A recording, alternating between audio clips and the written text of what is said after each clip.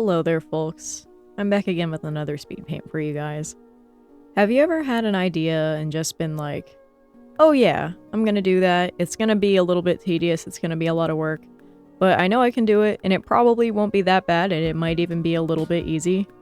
You ever have an idea like that, and then it isn't so easy? Well, that's what I had today. I am recording this literally fresh after finishing this week's speed paint, and oh boy, I don't know what I was expecting, but for some reason I thought that I wouldn't have back pain at the end of it, but I do, just a little bit. I'll probably sleep it off, but oh boy, this week I drew over 50 Pokemon on a single canvas. This is partly inspired by I've seen other people draw like a sketch page with like 100 Pokemon over the course of a few days or something like that.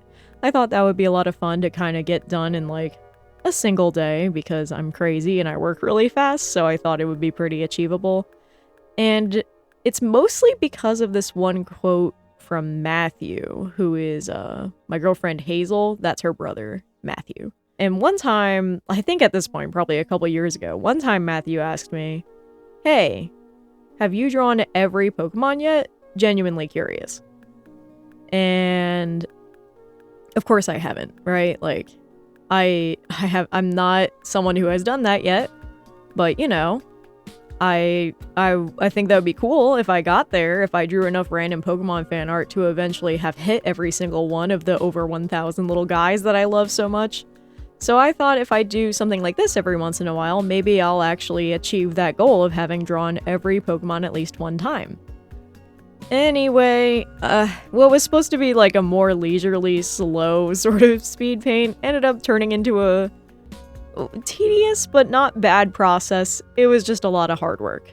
So I guess enough dilly-dallying, let's just get into the speed paint.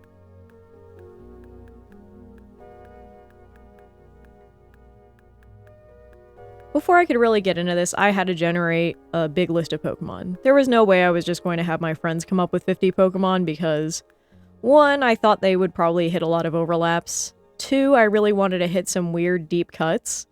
And 3, I had a feeling they would probably just suggest Pokemon that I've drawn before already, and I wanted to try to, you know, do something a little new with this challenge too.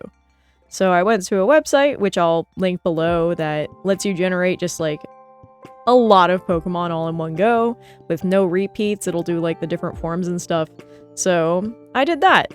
And, you know, I got 50 Pokemon. I thought, you know, this will fill an entire 11 by 17 page. Spoiler alert, it didn't.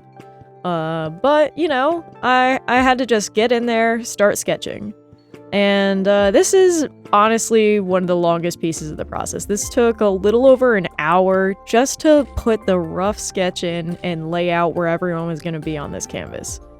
And I guess that's like a thing I always talk about when I do these like large multi-character pieces, is that you want to avoid tangents, you want to make sure all this space makes sense, you want to like, I don't know, I feel like when it comes to doing a huge piece like this, it's pretty different from like something that just has maybe a maximum of 10 characters. A huge piece that has this many characters that are all kind of scattered about like a sketch page. It's kind of more like putting together a puzzle than getting people together for a photograph, if that makes any sense. You have to just kind of look at the poses that you've drawn so far and think to yourself, how can I get this next character to fit in the negative space that's currently there? And that was kind of the challenge with doing these sketches. I had to keep futzing around with the poses. I tried to figure out how to justify getting certain Pokemon in certain shapes. So it was interesting trying to figure out what poses would be appropriate for each situation. I really wanted them to all be like as close and dense together as possible because I wanted to fit as many Pokemon as possible onto this canvas.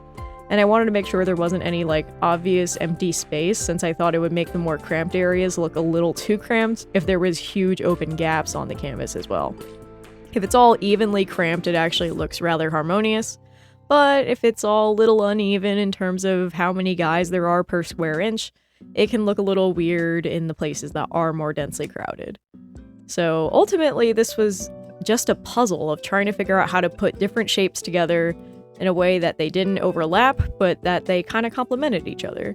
Like, the way Huntail kind of curls around, like, chest form Gimmighoul, and the way that I drew Cramorant with its arms up instead of sitting down, there's just a lot of small things where I tried to find empty spaces and fill them with little things.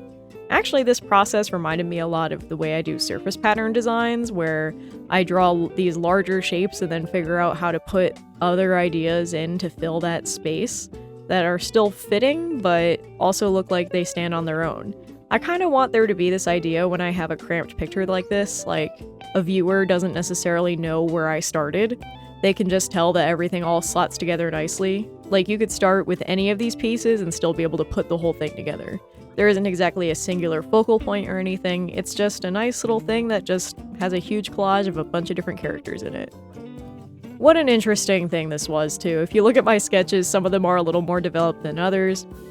Like, I feel like my Florges sketch is, like, pretty good, pretty on model, but then you look at something like my Snom sketch, which I swear to God, it's just a bunch of, like, greater than signs, all just kind of around with a single beady eye, but really a lot of it, you can see which Pokemon I am very familiar with drawing, and you can see which Pokemon I am not very familiar with drawing based on how much layout I had to do.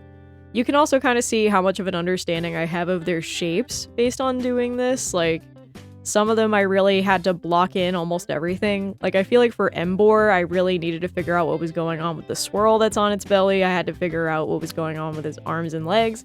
Even though I've literally drawn Emboar plenty of times before, especially for my Fakemon region. But I guess I've gotten too into drawing my Emboar and not, like, you know, the canon one from the actual Pokemon games.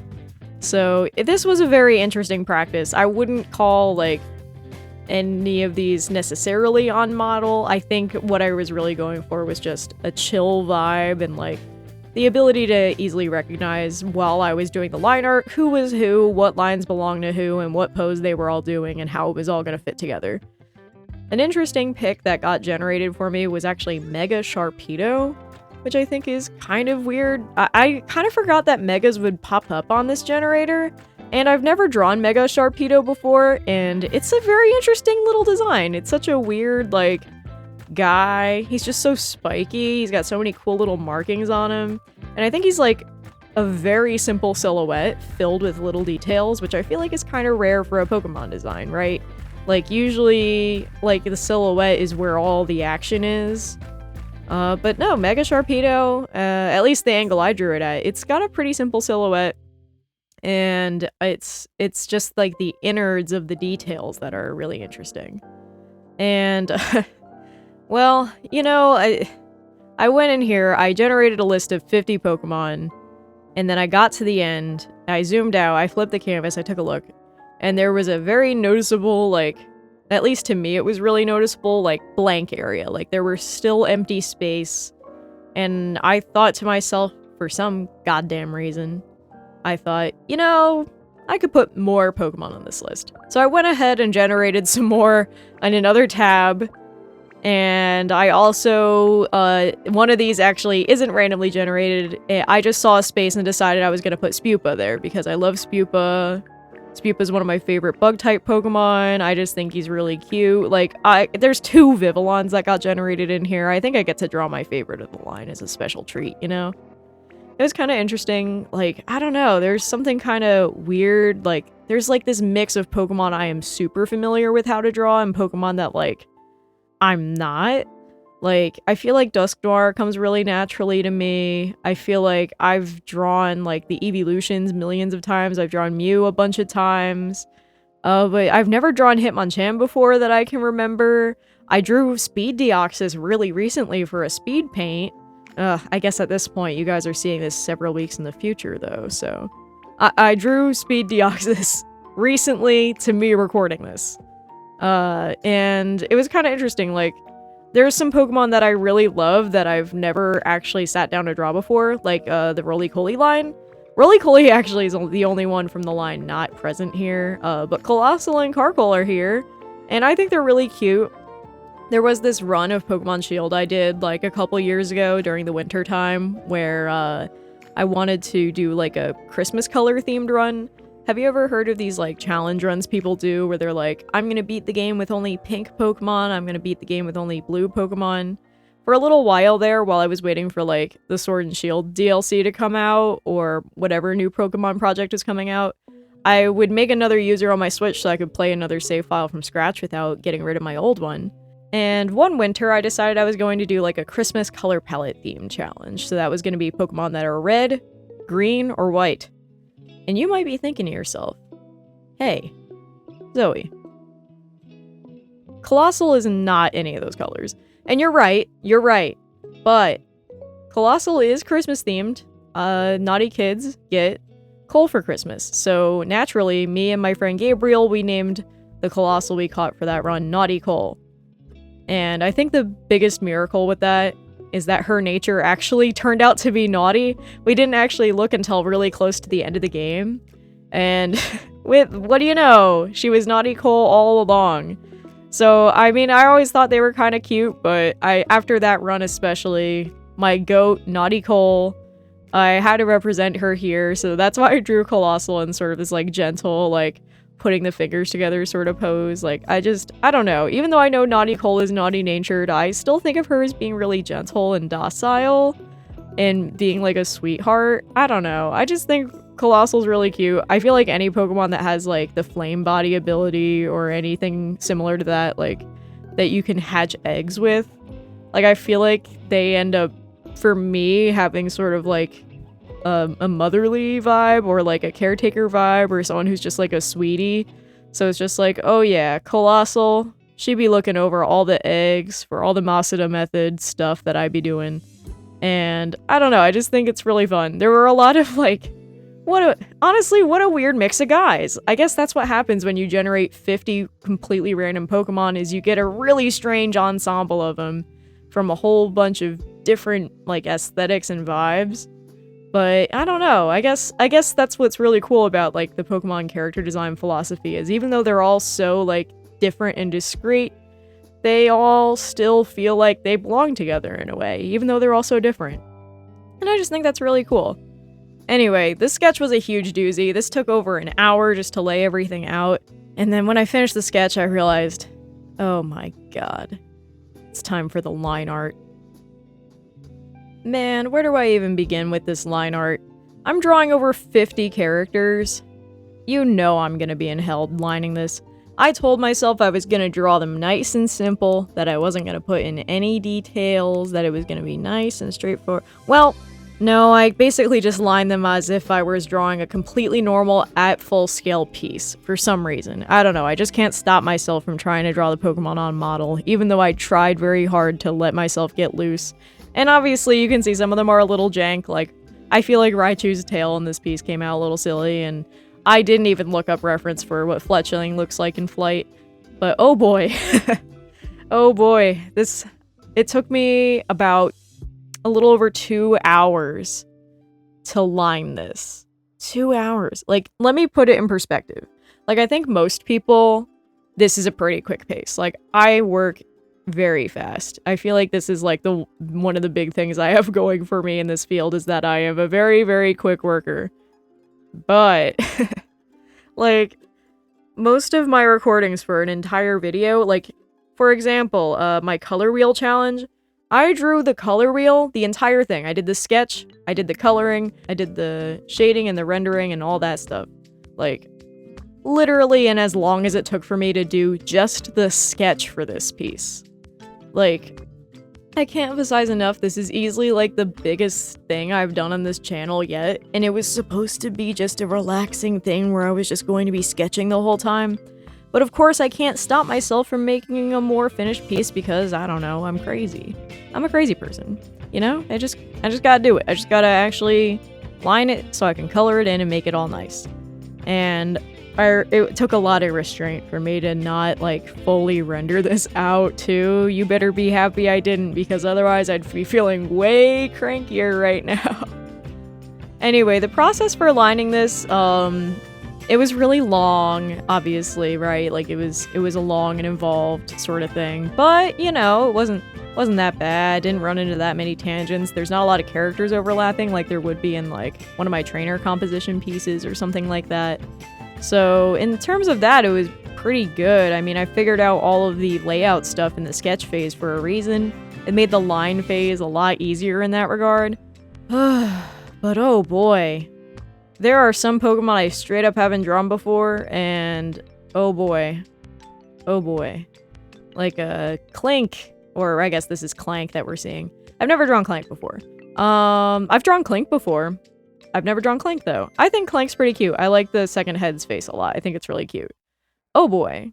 Trying to not run into weird tangents. Trying to make, I don't know, just something about like the way the lines were coming together was weird, and I had to just let it go and move on. I took a lot of restraint not to continue futzing with it forever. This was also my first time drawing Solgaleo from what I remember. I don't think I've drawn it before, but maybe I did when Sun and Moon first came out. Anyway, I drew him sitting all politely like a little kitty because I thought it would be kind of cute. And I feel like he's like one of the best looking Pokemon in the spread, actually. Even though I feel like it was like really daunting going in because Solgaleo has a lot of little details and I wanted to do it justice, and I also was working in a very tiny space because he was a very small part of like this entire composition. There's just a lot of interesting stuff. I mean, there's so many Pokemon I've never drawn before, like Gossifleur. Never drew that little lady. I remember when they first showed her off during like the Sword and Shield hype season. Like I think that might have even been when they announced the game. She was one of like the first Pokemon they showed us. And very underrated Pokemon. Like, I don't know. I feel like this is a good design. Look at this silhouette. Look at these shapes. This is so good. How have I not drawn this creature yet? I don't know, but I drew it now, so I guess that's what matters. I've also, I don't think I've ever drawn Kofagrigus before, which is weird because I love Kofagrigus. I love that guy. So I think what it is that it's got 4 arms and a weird face, and that's why I haven't drawn it before. But I did it this time, and I did a nice, like, cartoony, like, you know those slime hands people, like, slap against things, and then it sticks, and then... You know that toy. I'm gonna put a picture of it on screen right now. You know those things. I feel like, to me, Kofagrigus' arms are like that, so I don't approach them like they're actual human hands. I approach them like they're slime toys, and that makes them a lot more fun to pose, even though, like, fundamentally it's like the same stuff as if it was a bony human hand. I think it's kind of fun to give it, like, weird, wonky fingers and really make that thing look like it's made out of ectoplasm. Really, there's a lot of interesting Pokemon on this list. I'll actually go through and try to name all of them. Pokemon that I have drawn before would be like Huntail, Mew. I've drawn Gimmighoul before. I have drawn Volbeat before. It's been a hot minute. I know I've drawn Pumpkaboo before. I've actually drawn it before for this channel. I've drawn Speeddeoxys for the channel. I have drawn Charmander before. I have drawn Snom before, for sure. Oh my god, of course I've drawn Snom. I've drawn Florges, or rather a regional variant of it for my Fakemon region that I'm working on, so... And I've drawn Jirachi before, and I've drawn Lurantis before. I've actually drawn Silvally before, but not the whole body. I've done a bust of it before. I've done Hisui and Typhlosion before. I've done Emboar. I've done Fione. I've done Ogerpon, but not the Hearthflame mask. That's new for me. I've only ever drawn it with the teal mask. Done Dusknoir before for sure. I've done Sawsbuck. I've done Spupa, Sneasel. I've drawn Okidogi before. I have drawn Swampert before. I drew it literally very recently. Is that everything I've drawn? No, I've drawn Raichu before. I've definitely drawn Dreepy before. Oh my gosh. Is there anything else? No, I've drawn a Vivillon before, but neither of the forms that are featured here. I've drawn Spupa before. And, I've drawn a Sharpedo before, not Mega Sharpedo, and I've drawn Sobble. I have never drawn, I don't think I've drawn Sentret before. At least, not that I can remember, which is weird, because, like, what? Sentret's, like, one of the oldest ones, and I love Sentret. How have I not drawn it? I don't think I've drawn Cramorant before. I don't believe I've drawn any form of Tauros before. I haven't drawn Palafin. I have not drawn Impidimp or Hitmonchan or Solgaleo or Celesteela or Oricorio, despite my love of it. I haven't drawn Pidgeotto. I don't think I've drawn Mudbray. I definitely haven't drawn Mewtwo Y. I haven't drawn Carkol or Colossal yet, despite my love of them. You know, now that I think about it, I think I've drawn more of these than I have not drawn more of these. Or maybe now it's all getting fuzzy because now that the speed paint is done, I have actually drawn everything. I don't know. I'm so tired, you guys. This was a long, long lining process. I can't emphasize enough. You guys are watching this in the span of like probably less than 10 minutes total of line art doing. I can't emphasize enough. This was 2 hours, and that was just what I actually spent drawing. I had to take a break in the middle because I had to go get food, I had to get water. In real time, this probably took closer to 3 hours. It was basically my entire evening was doing these lines. And I'm happy with them. I think they came out pretty good. And I'm very happy that while I was rendering, I decided I wasn't going to color them. I really thought about it, though. I really gave it some thought. But I didn't, because I was tired, to be frank.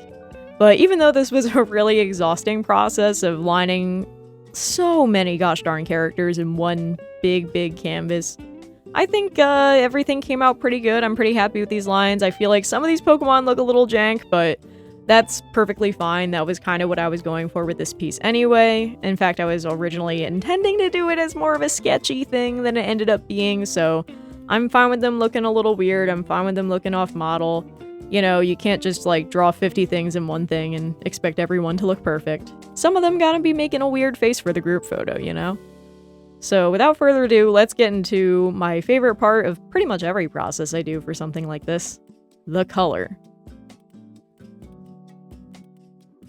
With the color, I mean, it's like the same process I do for pretty much any multi-character color. I try to use and reuse as many hues as possible, and if I don't, I try to make them still look like they're close enough. And this was pretty interesting because I feel like a lot of these Pokemon have, like, if you were to state their color palettes out loud and list them off to someone, it would make it sound like they have similar color palettes, but, you know, there are so many different shades of red, as it turns out. There's so many different types of red, and boy howdy is that represented in this piece. I tried my best to use as much of the same few colors as possible to make everything look harmonious, but in the end, you know, it just, oh boy. It was a lot of colors. Even though the lines took me way longer, like, this took, like, literally the recording is 59 minutes and 17 seconds of coloring. That's not bad. That's under an hour. It's just under an hour. Yeah, I spent a lot of time on the coloring, but not nearly as much as the lines, so it felt like such a breeze.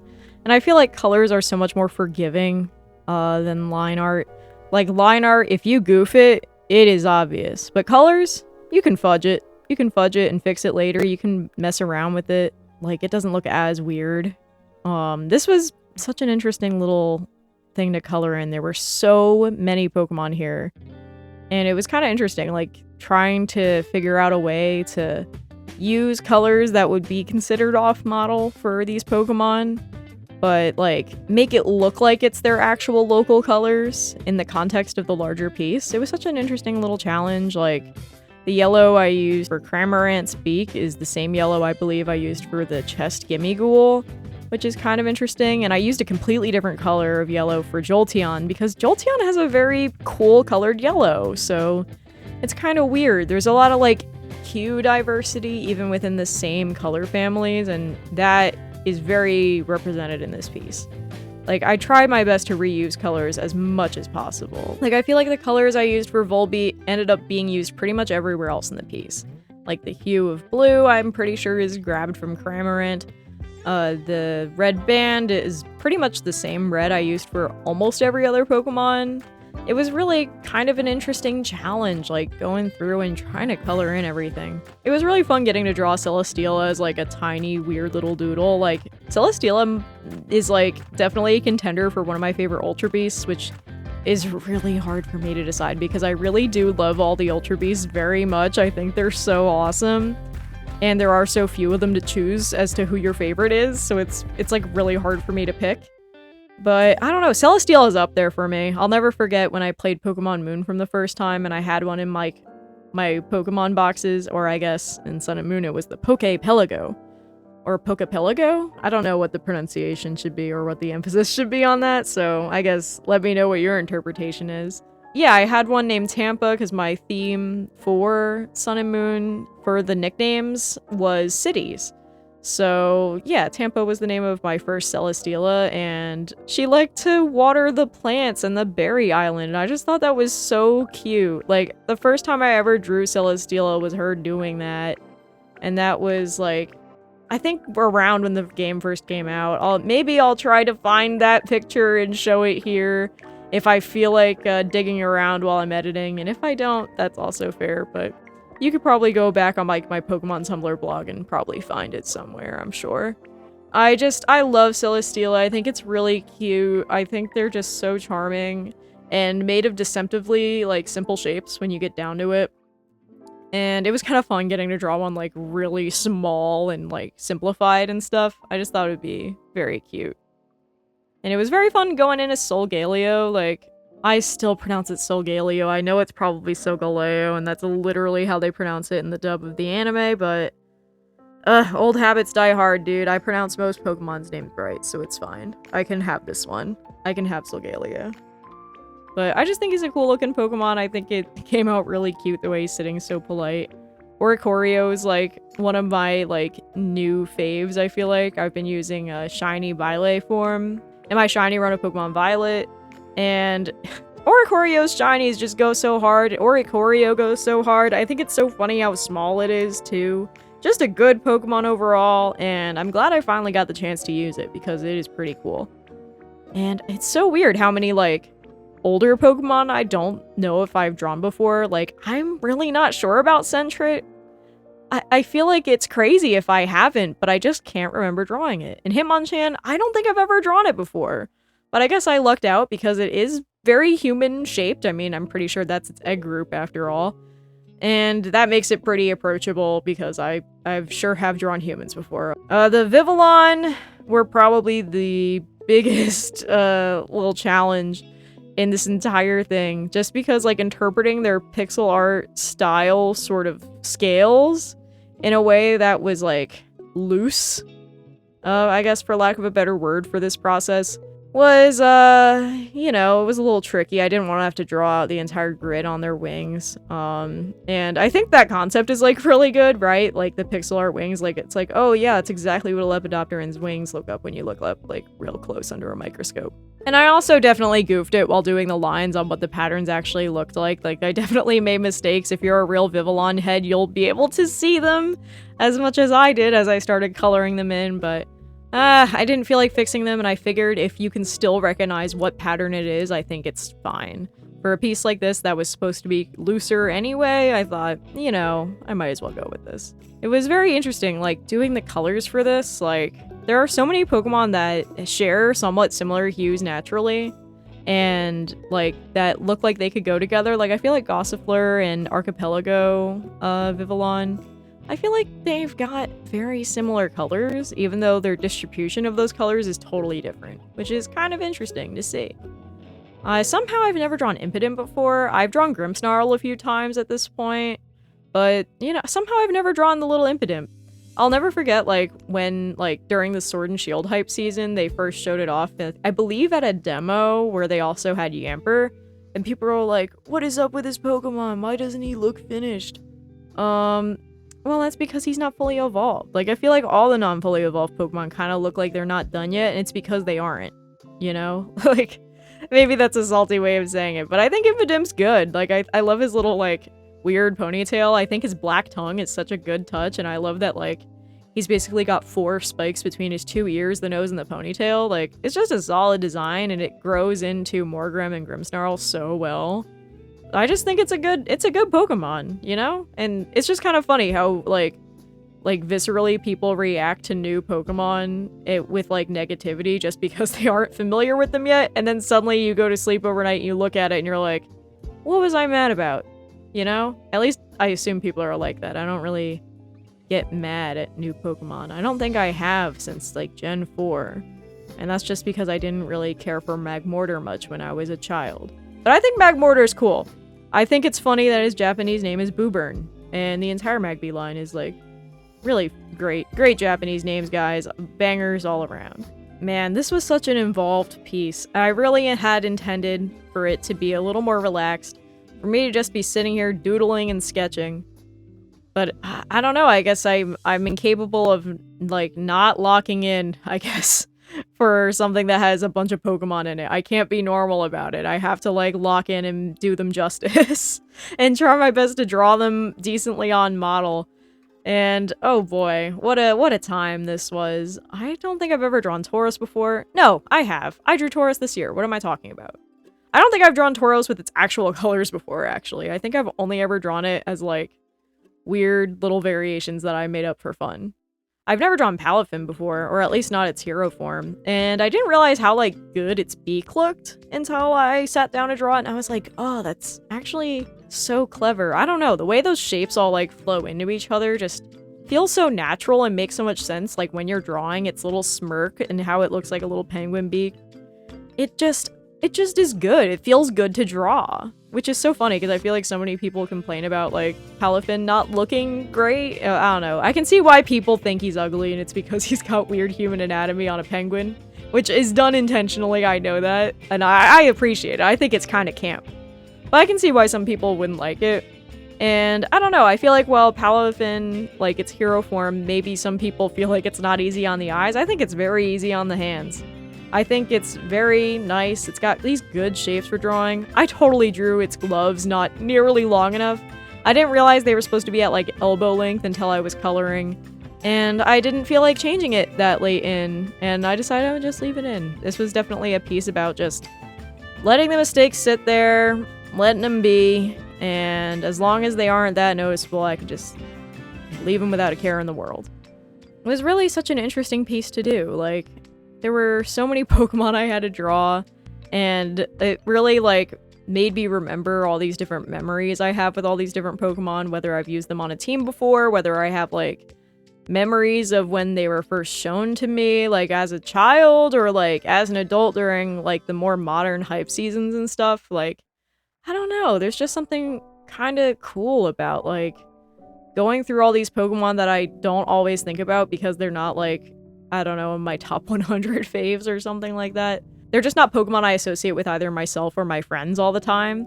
So it's kind of interesting seeing, like, I don't know, Fate, RNGesus or whatever, like, bring me some Pokemon to think about. And even though this process, this entire speed paint was long, involved, and a little bit tedious, I found it pretty meditative. I just needed to probably not hunch as much while I was working on it. I always want to tell people that, like, there is a skill that I think everyone should learn regardless of what they do with it, and it is drawing. Because drawing something teaches you not just how to draw it, but how to look at it. And drawing a Pokemon, or drawing any character, or drawing literally anything, gives you such a fine appreciation for how that thing is built, how you are seeing it, and why you are seeing it the way you are seeing it.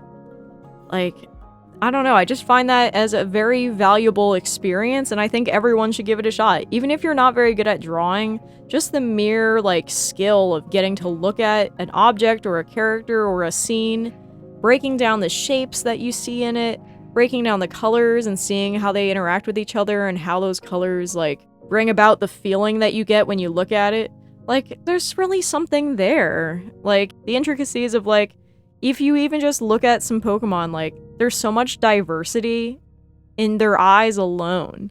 Like, there's so many different eyes. There's ones that have, like, typical white sclera, like, most humans. I sure hope most of us have white sclera, oh my gosh. And if you don't, I hope you're doing good, because that sounds difficult. But yeah, there's, like, so much, like, diversity in sclera color, there's so much diversity in, like, pupil and iris color, the interaction of them. Like, I feel like Dusknoir, with its one big eye, I feel like its eye is very well designed. It's got that nice dark body on the inside, it looks like it just has the single glowing eye that, like, Dusclops and Duskull had. That's got, like, that golden ring around, like, that red pupil, and I feel like it makes that red look even more vibrant. And it's just so cool, like, getting to see these Pokemon designs and, like, getting to sit down and really think, what makes this thing work? What makes this thing feel like it has the personality that I feel like it has? Like, what are the shapes that contribute to that? That skill, I think, is extremely valuable, and everyone should do it. even if you're not gonna make a career out of it, everyone should draw. Everyone should draw a little bit as a treat, because I think it's a very, like, valuable experience to look at something you love and get a finer appreciation for why it works. Or better yet, look at something you have literally no strong feelings about, and then find out that it's secretly actually really cool and beautiful. I feel like the reason I don't have any Pokemon I dislike is because I draw. Because I draw them, like, I can look at them, and I can see, like, what the artists were thinking when they drew them, and I can appreciate, like, oh yeah, these are the shapes that they picked, and this is why they picked them, and this is why it works, and these are the clever jokes and puns and stuff that they fit into this character design. I think that's why, like, I can never get mad at a Pokemon design for being ugly, because, frankly, I just don't see the ugliness. I think they're all pretty great. Like, there's really beauty in all of them, and I just think it's pretty cool. And I think that, obviously, that doesn't just go for Pokemon. I think that literally goes for everything. Like, look at wildlife, and look at your friends. Take a look at their faces. They have good faces, I promise you. Everyone does, really. We all have such interesting shapes and stuff, and I just think, like, sitting down and drawing is such a great way to learn about what you're really looking at. What have you been missing out on this whole time of this thing you've been looking at? I don't know, I just think that's really cool, and I think everyone should do it. And even though I feel so tired from doing this whole time, I had a lot of fun. It was worth it. I'm very exhausted, my back hurts, but I had so much fun with this piece. And even though I spent literally so much time coloring, I did actually go ahead and put a gradient map on top of everything to really unify all the colors. I thought it'd be nice if they all kind of had like a warm overtone to them. And I kind of wanted to give everything like a slight autumnal feel. Maybe I'll do this like seasonally or something. But I don't know. This was a very involved piece. There was a lot of work put into it. And I really think that I'd like to do this again sometime. And maybe next time I'll actually have a good, like, idea of my expectations going in, like, what it's gonna be like to draw so many goddamn Pokemon in one picture. But I'm pretty happy with how it came out, even though this piece kind of kicked my butt. I'm pretty happy with it. It was still a lot of fun, and obviously, like, even though I'm exhausted, I'm still raving about how much fun I had drawing it, so I think that really speaks to how cool it was to do something like this.